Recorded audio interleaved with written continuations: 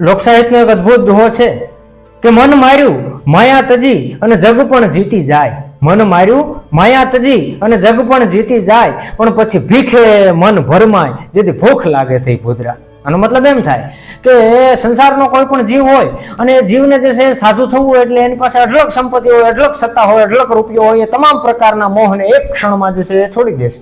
એ પોતાના મનને જે છે એ એક ક્ષણની અંદર મનાવીને તમામ વસ્તુનો ત્યાગ કરીને, તમામ મોહનો ત્યાગ કરીને જે છે એ એક વનવાસી બનીને એક ક્ષણની અંદર નીકળી જાય છે. અને બધું ત્યાગ કર્યા પછી, સંસારનો ત્યાગ કર્યા પછી, બધું છોડ્યા પછી, મનને મનાવી લીધા પણ પછી પણ જ્યારે એને ભૂખ લાગે છે ત્યારે સંન્યાસી બન્યા પછી પણ જે છે એ ભીખ માંગવાની અંદર એનું મન ભરમાય છે કે મને ક્યાંકથી કંઈક મળી જાય તો હું જે છે એ મારા પેટની ભૂખને શાંત કરું. એટલે આમાં કીધું છે કે મન માર્યું માયા તજી અને જગ પણ જીતી જાય. મન માર્યું માયા તજી અને જગ પણ જીતી જાય, પણ પછી ભીખે મન ભરમાય જેથી ભૂખ લાગે તે ભૂદરા.